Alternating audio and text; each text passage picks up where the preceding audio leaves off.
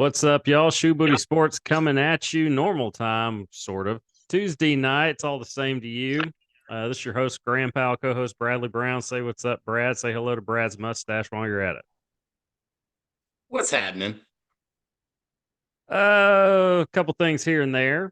First, let's give a quick shout out to our sponsor before we get to tonight's episode. Shoebooty Sports is presented by Rhino Races. Rhino Races is a virtual race series that offers 5 different races: a 5K, 10K, half marathon, a marathon, and the Rhino Ultra.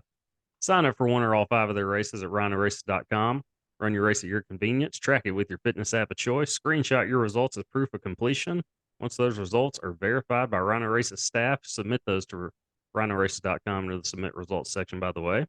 Your award will be shipped to you by mail after your results are verified. Also, check out their gear section for t-shirts, wristbands, decals, and more. Again, rhinoraces.com. Rhino Races is the premier virtual running series. Also, you can find us, Shoebooty Sports, on Apple, Spotify, Google Podcast, the Wisdom app. Subscribe to the YouTube channel and follow us on Twitter at Shoebooty Sports. Okay, so couple things. Football's kind of around the corner. A lot of things happening in college football right now, as far as big time conferences go, or what used to be big time conferences. We'll get to that here in a bit. First, let's touch up a little bit on the U.S. women's soccer team. All right, so they are done. They were ousted by Sweden. I don't think anybody that's been paying even a remote amount of attention would be surprised by that. Earliest exit ever for the U.S. women's soccer team. Again, they didn't start playing. That This is in the World Cup now. Now, they didn't start World Cup play for the women until 1991. Okay, so just to put things into perspective. But the U.S. women's national team has been the most successful country in that span, winning 4 World Cups, I believe, 4 of them, including the last 2. You could tell going in just early on, even after I guess the game against Vietnam where they only won 3-0. This team isn't as good as advertised. That was confirmed in the ties against the Netherlands and Portugal. Portugal was essentially it's a startup program on the World Cup stage on the women's side, obviously. But yeah, earliest exit ever, and it was an interesting kind of reaction that you saw on social media, which is echoed just around the country.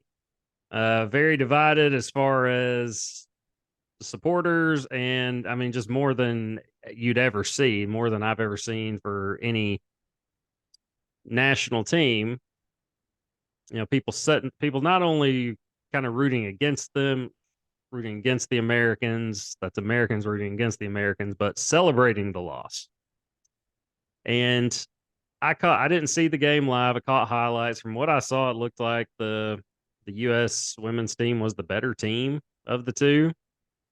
But soccer is kind of a funny game, especially at that level, and comes down to PKs. It really kind of evens the playing field, and yeah, Sweden got the best of them, best them by 1. It went into like extra PKs. I didn't realize that. I went into extra PKs. I watched all the kicks, but yeah, earliest exit ever. What do you kind of make of the reaction?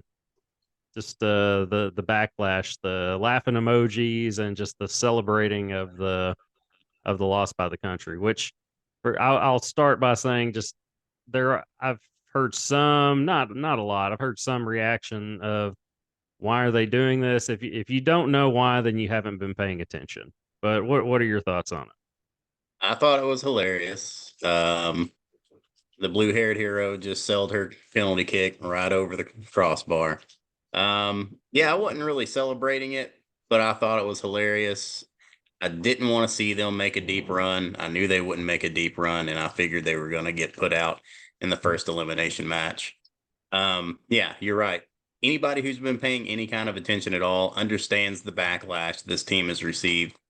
Um, yeah, and I completely agree with it. I would say there's more people, probably a lot more people, will say that we're satisfied that Team USA lost, that were, you know, native to America. What would you pinpoint that to exactly? Like why would they be satisfied? Because of just Rapinoe and just the way it.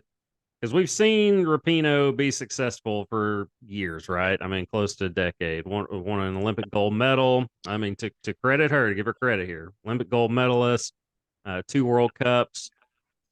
But we've also seen the way she celebrated. I remember in 2019, then going on like the World Cup parade tour, like after they won it, and just video of her clutching it, just repeatedly saying, "I deserve this" into the camera, just very arrogant kind of way.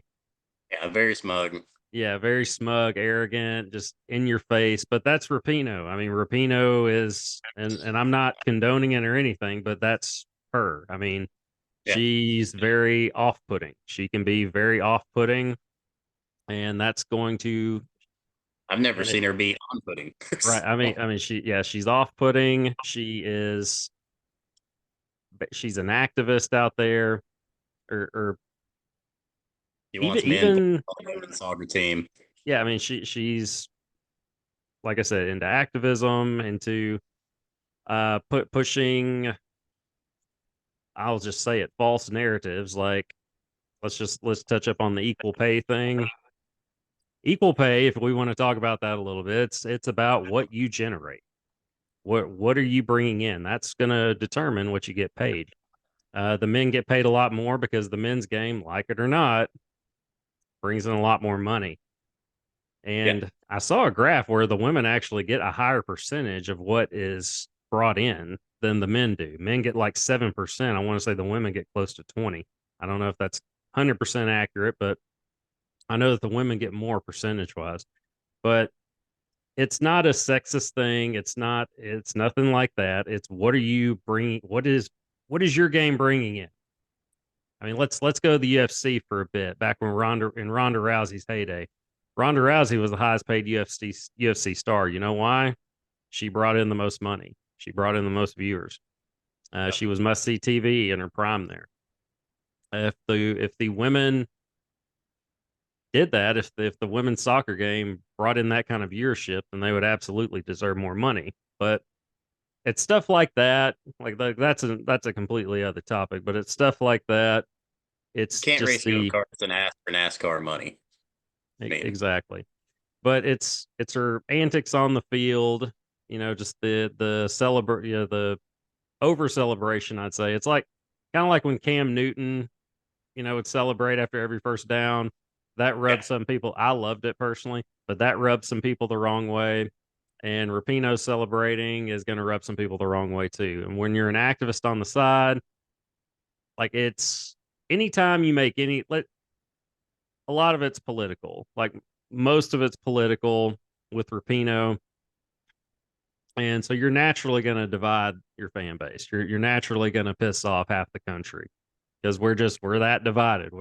We were anyway, but the vitriol is at an all-time high. We're not going to turn this into a political show, but this is explaining why a lot of the people, maybe 50, at least a third of the country probably was pulling against the team. it was more than that. Yeah, I'm being kind with the estimate here.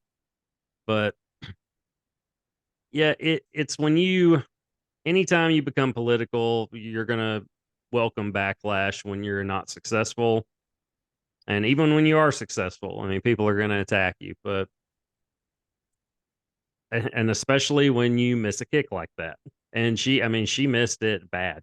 Um, I heard somebody say this. I won't take credit for this line, but it was somebody said, and ironically, the kick went far right.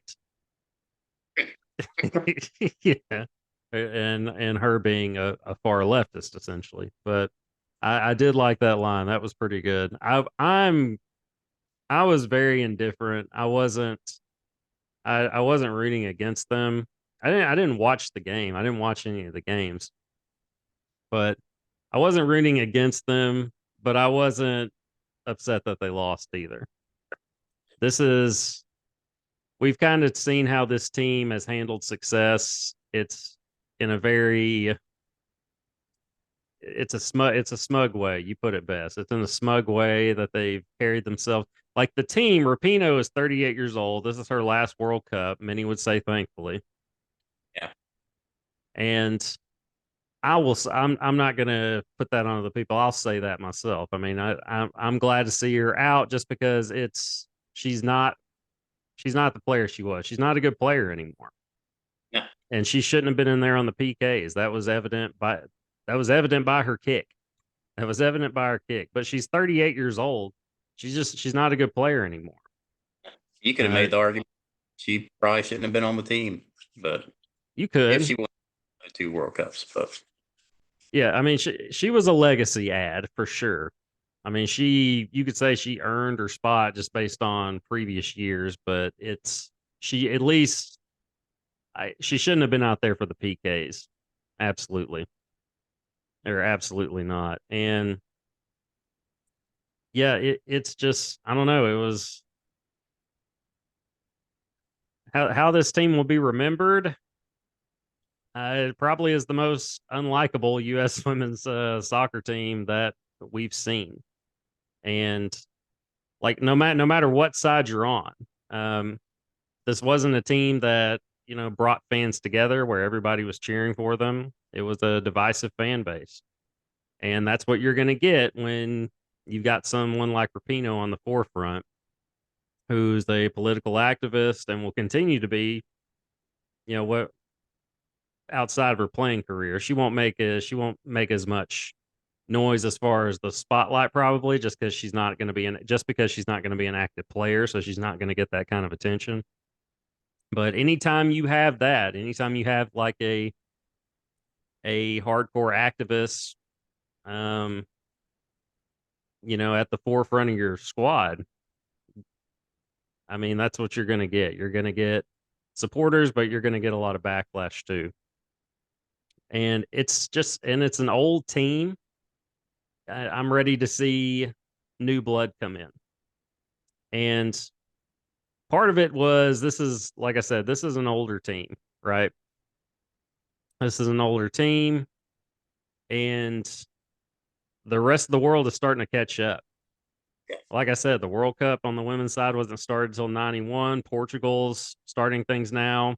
Other countries are starting to put money into the women's game to see their girls, see what they can do with the most advantages that they can get as far as being brought up to play, etc. So I don't think it's going to be necessarily USA dominated like we've seen. I think we're going to see more of an even playing field. And, as an American, you want to see your country win, but for the game itself, it'll be good to see more balance. I think as far as that goes. Uh, Anything else to add there as far as that and just leveling the playing field? uh, yeah, I think they've caught up, and they'll probably pass us up as popular as world football is everywhere else in the USA. So it might be a while before the women win a World Cup again. Yeah, maybe. I don't know. Just because men have more options though. Men have more options. They have football, they have baseball at the professional level, things like that as far as in this country, and that's why you don't see as many. That's not going to be a lot of men's first choice to play is soccer. You have to be brought up like a certain way to really get into soccer at that level here in this country, where in other countries that's the sport to play and it always has been. At least here in the States, there aren't as many options like that for women. So a lot of them are going to continue to stick with soccer, I would think. But I think it is going to be more of a level playing field. And you'll have like Japan is coming back on. They haven't played again, I don't think, since we last spoke. But that 11 plus goal differential, that's going to be tough to beat. A lot of really good teams left. So I'll probably catch the final. I'm not going to lie. I'll probably catch the final. But yeah, I mean, just one more just thing to add with the team. Uh, like Rapinoe was the one that got the most attention. Megan Rapinoe has always been the one that's gotten the most attention in the last decade. And even though not every player on the team is going to think and feel the same way she does about everything and be as outspoken as she was, but a lot of players on that team were, and that team essentially adopted and took on the personality of Rapinoe, and they were outspoken on certain things, and yeah, so you're gonna have backlash, and no one should be surprised by that. So, like I said, I wasn't rooting against them, but I can understand why people were, and I'll put it at that. And she had a great career, not the way you want to go out, especially your last kick. But Yep. no one can also take away 2 World Cups and a gold medal. So, but it's time. It's time for. It's like when things aren't going well for a coach that led a team to prominence. But then as time goes on, you don't have the same success. Sometimes it's good to get a new coach in there, just to kind of refresh the program. I feel that way in a sense with the women's soccer team. It's time to get younger, time to develop some younger talent and see what else we can do. And I would even say probably the US women's soccer team, like directors and all that, they're probably going to look at this and see what they can do to not let this happen again. They don't want this kind of backlash, in the next World Cup or Olympic Games, etc. I imagine, I mean, they're not going to say don't be yourself, but let's not necessarily go the Rapinoe route and bring on detractors, like essentially welcoming that kind of detraction for the team. So, is Sippy trying to make an appearance or something? What are we doing here? Drive me crazy. Okay, just a constant stiff arm over here with Brad.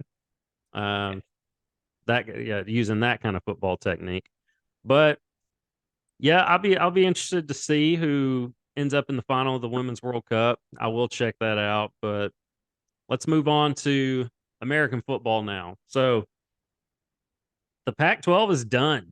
I mean, this is an interesting time for college football, man. Oregon and Washington are now out of the conference. We already knew USC and UCLA were moving to the Big Ten. Now Oregon and Washington are going to be joining the Big Ten in 2024. I don't know what you're going to call the conference. You're obviously going to have to rename it, although it seems like they never did. The Big 12 never renamed themselves. The Pac-12 is like the only conference that renamed to the correct number. The Big Ten has stayed the Big Ten even when it was 8 or 12. The Big 12 stayed at Big 12 even when they were 10 or 8 or whatever they were. And now the ACC is starting to crumble. Florida State they're on their way out. Florida State's made it very clear they're about to move on. Clemson's going to be looking back, doing the same thing. And the ACC is in discussions with. How much does this make sense? I mean, the ACC is in discussions with Cal and Stanford to join the conference. How much sense does that make? The Atlantic Coast Conference, new members, Cal and Stanford on the. I mean, it's a coastal team, I guess, but just on the complete opposite. Yes. And imagine the travel. The travel you're going to have to do. It makes no sense. It's nuts. Just if we're going to go this route, it looks like we're headed to like 2 conferences. I don't know what the plan is. I don't know how this is going to work. In the SEC, they're already kind of ahead of things. For one, they don't name their conference with the number of teams, so you can just stick it Southeastern Conference and add as many as you want. But they're already getting rid of divisions because it's not making sense with the teams that are coming in. You had Missouri in the East, right? I mean, it made no sense. And so they're doing the right thing there. And with Texas and Oklahoma, you would have had to. You can't just add them to the West. So we're just getting rid of divisions. Makes sense. And I don't know what the plan is, but as far as Florida State and Clemson, if you're the SEC, you got to be wanting to pluck those 2 teams, right? Yeah, for sure. Yeah, if you're Greg Sankey, you want to snatch those guys up because the Big Ten, they have a plan. They want to grab these top tier Pac-12 programs, which they've done. I mean, gosh, talk about adding well, top tier football programs, but then UCLA basketball, adding that to the conference too. Oh man, it's and here's the thing too that about the Big Ten, they're making it to where they can have games on from 10 in the morning to 12 o'clock at night. I mean, they're going to be dominating the TV programs. They got on, they got a big deal with Fox. They're going to be able to have games on from, like I said, early morning to very late at night. And that's the only time I tune into those, Pac-12 games is late when it's late and there's nothing else on. So I'll see, and Pac-12 football can be fun, a whole lot of passing, a whole lot of offense. And so that'd be the time I tune in. If you're the SEC, you definitely want to stay ahead of the game. I'm talking to Florida State. I'm talking to Clemson. I'm interested in seeing who else wants to join. I don't know. I don't know what Miami's going to do. But yeah, Florida State and Clemson, those will be the two. Florida State for sure. They're out. It's just a matter of when, essentially. But the funny one is, Cal and Stanford possibly joining the ACC. That could get interesting. But okay. So next question. Will Notre Dame ever join a conference? No. Because why would you, right? You don't need it. You've got your schedule has been the same schedule for seems like a century now, right? You've been playing Navy forever, you've been playing USC forever. You've got your games lined up and you have a massive TV deal with NBC that can fund your entire program. It can fund your entire program, just your TV deal alone. And you have the prestige of Notre Dame football. Like them or not, they haven't won a championship since what, 86? Is that right? Oh, yeah, sure. Yeah. 80s. It's been mid 80s. It's been a minute. Lou Holtz era. But still, it's Notre Dame football. And that's still worth a lot, and especially with NBC. So no need for them to, but it's interesting to see what's going to happen. It makes you it makes me think of Frank Broyles and how genius of a move it was to get out of the Southwest Conference when he did and join the SEC in '92.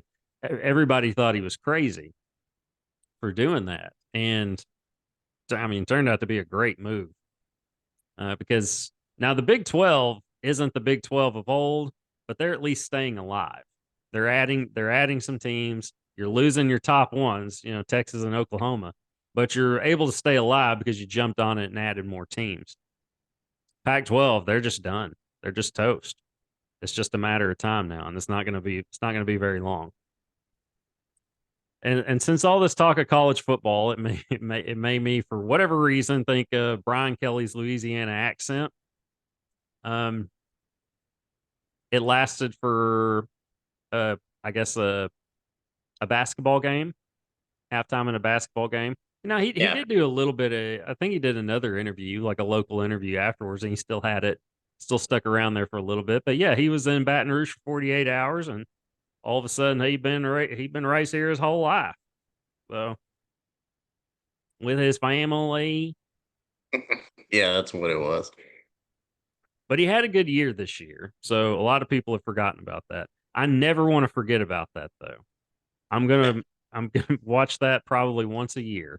Just his halftime speech to the fans at the basketball game about his family and things like that. It was fantastic, and yeah, I hope that never goes away.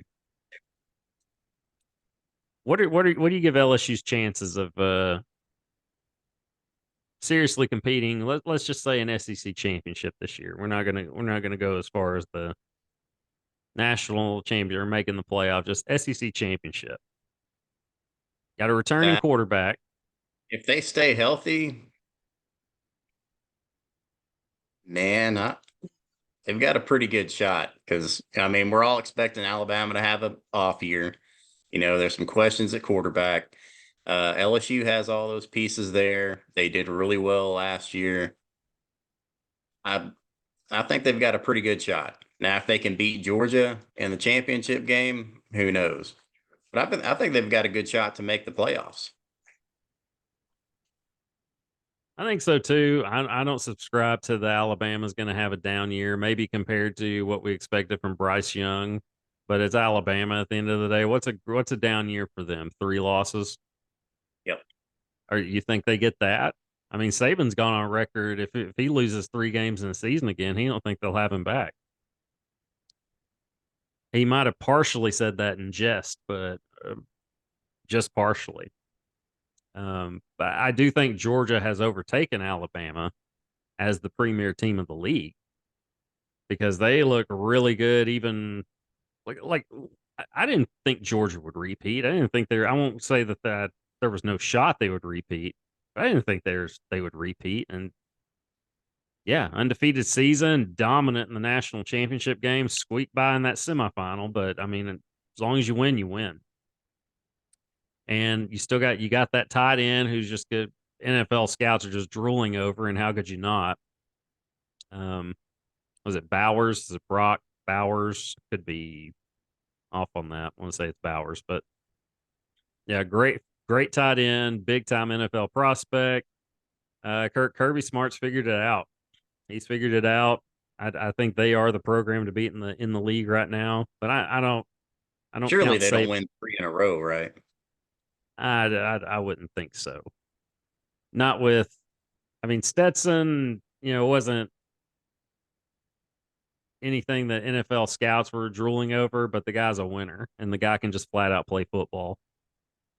And he's even made some plays there in, the Rams training camp, or at least practices from what I've seen. It's been just highlights here and there, but I mean, I'm like, yeah, that's Stetson Bennett. That's what he does.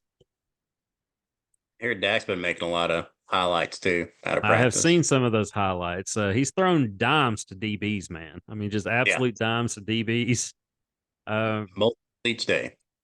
yeah, we'll see how it goes for the Cowboys. I think the Cowboys are going to continue to be the Cowboys. A lot of hype and not a lot to show for it when it comes down to it, at least in big games. But now that we're on pro football, um, guess what debuted tonight? Hard Knocks, which I'm gonna watch tonight when I get off of here. I do have Max, so looking forward to that. I have not looked forward to Hard Knocks maybe ever. I don't know that I've ever looked forward to it. I've watched it. I've watched really 2 seasons, and even then I don't think I watched the entire seasons. Like I remember the one with the Jets with Rex Ryan, and the one with the Raiders with when Antonio Brown was there for that brief stint. And I remember watching those two. That's when I first learned about Darren Waller before he came onto the scene. And I really didn't think like he would be. I was like, yeah, this guy looks really good on TV. But I played that trick, of this is just like, this is TV execs getting me excited about a guy that's just going to be subpar at the next, when they start actually playing. Nope, Darren Waller turns out he's a pretty damn good tight end, as advertised there on the show. What do you hope to see? Well, one, are you going to watch it? Do you have Max? Are you going to watch it? Two, what do you hope to see from the show this season? I do not have Max, but yes, I want to watch it. I don't know. I kind of want to see, how Aaron Rodgers is gelling with the rest of the team. So that's the I want main thing. I want to see a couple of things. I want to see Aaron Rodgers if we're getting the real Aaron Rodgers, not a guy that's just a certain way in front of the cameras. If we're getting like the real inside of Aaron Rodgers and his interactions with this new team that he's clearly excited about, you could see that in the Hall of Fame game. I loved everything I saw. Just the interviews he did on the sideline, the way he was interacting on the sideline. Dude's having an absolute blast, having the time of his life. He is refreshed. He is refreshed and ready to play football again. And he's got that. He's got that kind of drive. He's got that kind of sense of purpose about him right now. and that's gonna make him dangerous, an all-time talent. I really like what I'm seeing from him. I hope we see like the real Aaron Rodgers on camera. We get to see that behind the scenes. I want to see his interactions with Zach Wilson, how that's going. I want to see Zach Wilson, how he's handling things, how he's handling clearly not going to be the guy for the next 2 to 3 years, most likely. What's his struggle been like? You know they're going to touch up on that. I want to see. I want to see that. I want to see Sauce Gardner. I want to see that personality on camera. I'm genuinely looking forward to this. I'm genuinely looking forward to watching this tonight. I don't think I've ever been excited about a Hard Knocks show. Okay, I did watch a couple episodes of the Texans one, probably a few. When Mallet was there and DeAndre Hopkins and it was Bill O'Brien. It was interesting, but it was typical Hard Knocks. I kind of lost interest, but I'm genuinely looking forward to this one, and those are things I hope to see from it. But Netflix, I know I raved about the quarterback show, but I don't have Netflix. I've been mooching it, admittedly, but it would pop up on my TV to where it would let me do it. So I got to watch the first 2 episodes, and I go to episode 3, and it's like, nope, sorry, this isn't your home account or whatever. And here's how you subscribe. And I was like, well, my budget doesn't allow that right now. So I haven't been able to watch any more of that. But if I did have Netflix, I would be interested in seeing the Johnny Football documentary on Netflix, Johnny Manziel. I watched a preview for it, and it was Johnny Manziel. I mean, he was. I'm hesitant to say it just because I'm like running through the library of who did I think was more electrifying. He's probably the most electrifying college football player I've seen. Yes.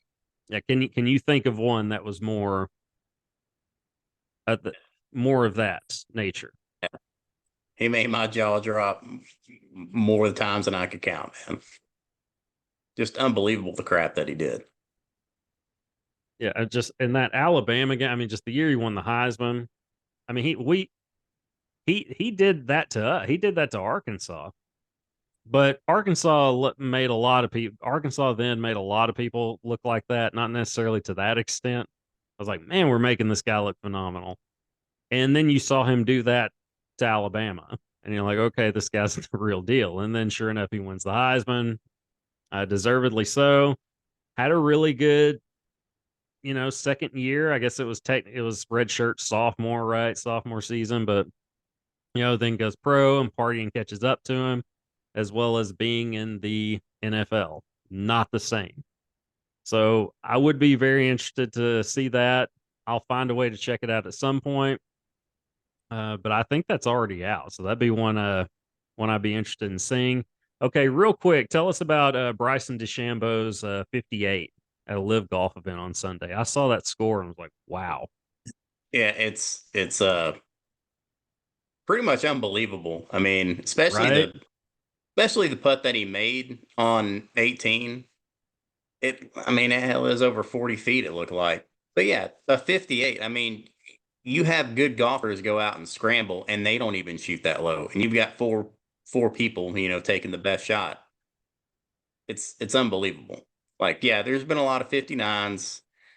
There hasn't been a whole lot of 58s. And I want to say there's just, I don't know, a handful of people who have beat that score before.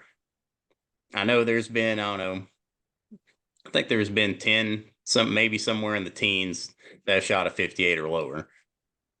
But I never hear a score in the 50s. It's always 60, something, 4 or whatever. And, it's just as a casual golf fan, that's what you always hear is a good score. And then when I heard 58, I was like, what? Like, is that for real? And since it was live, I was like, are they playing like is it shorter holes, like a, number of holes? Like, how do you get that? And they're like, no, he shot a 58. So, wow. Yeah, I wanted to touch up on that, get your take on it. Birdied the last 4 holes, didn't he? I believe so. Yeah, I still can't wrap my head around it. I don't know how you do it, but he did it. It's amazing. That's probably why he gets paid a lot of money so to do that. All right, so let's touch up on some fighting real quick. Boxing, essentially kind of celebrity boxing at this point, right? Yeah. Jake Paul beat Nate Diaz over the weekend, Saturday night. I wasn't surprised at all. That pretty much went exactly the way I figured it would. Anytime Jake Paul is going to beat anybody that's not a professional boxer, I would think my money would be on Jake Paul. I mean, the guy's good for Mhm. a. I mean, he's good. He can fight. He can box. That's clear. He definitely outclassed Nate Diaz, a UFC fighter, and It we've seen. definitely helped him that Nate, was hiring a kite while he was fighting. He was warming up, smoking a joint. So Was he really? yeah, you didn't see that? I did not. I mean, I didn't see any of the fight. I'm not gonna. Yeah, I I'm didn't not. either. I I'm not gonna that buy clip. the fight. But No. now, had he beaten Tommy Fury or something like that, then I'd be like, okay, well, okay, the guy at least beat a pro boxer. Not one that's active, but like regularly. But he beat a pro boxer. But we've seen what he can do against a pro boxer. He took a loss. He wasn't dominated or anything, but he took a loss. But I mean, that's against Nate Diaz. That's what I expected to see. I expected him to beat Nate Diaz and beat him easy. Because I mean, Jake Paul can box, but can he fight a professional? And that's what we've seen. I don't want to see him fight pro boxers really, just because I know what I'm going to get. It's too predictable. The only thing that would get me excited about like a Jake Paul fight would be like if he fought Connor, like a Conor McGregor fight, boxing that is. 'Cause Connor would kill him in the octagon. Yeah. Who I don't would you know, pick? man. Who would you pick in that fight? Because Connor looked all right. I mean, Connor was a warrior against Mayweather. I mean, he He, was clearly but outclassed, but because yeah, it's Floyd Mayweather. Mayweather didn't even have his foot on the gas for three-quarters of the fight, though. Well, I first three rounds, I mean, that was his game plan. Let's get this guy who's had a cardio problem tired early. And it worked to perfection. But Mayweather is I mean, he's a magician. He's a master. He's a master at that craft and probably the greatest boxer ever. At least, I mean, same level as Ali as far as I'm concerned, at least as far as just, the sweet science goes. you can't beat what you can't hit. Exactly. But who would you pick in that fight? Boxing again. Boxing, it depends on what weight Connor's at, but I don't know, man. I'd At whatever weight they agree on. probably go with Jake Paul. He's been boxing a lot more. Connor's, he boxed there for a little bit, but he's gotten back into MMA. His sole concentration is not boxing. Yeah, I would pick Jake Paul just because that's his craft now, and we've seen what he does against MMA fighters. So that would be my pick, but that'd be the only fight I'd be excited to see him have. Okay, And some money. ending on this, Trey Flowers, former Arkansas Razorback defensive end, re-signed with the New England Patriots, and Shohei Ohtani, who leads the MLB with 40 home runs, um, did not get traded by the Angels. Was that a mistake by the Angels for an office? Uh, yeah, they could have got a lot out of him. They're not. I mean, if they can't win with what they got, they're not going to win. Um, yeah, Well, I the think way it's a. Well, I think it's a mistake. the way I see it, if you don't get a commitment from him, I'm dealing him just because I need at least a verbal commitment from you that you want to stay here for me to keep you. But we'll see what happens in the off season. But until then, we'll see y'all next week. This is Grandpal. Brother Brown and a Deuces, mustache. y'all, and the stash.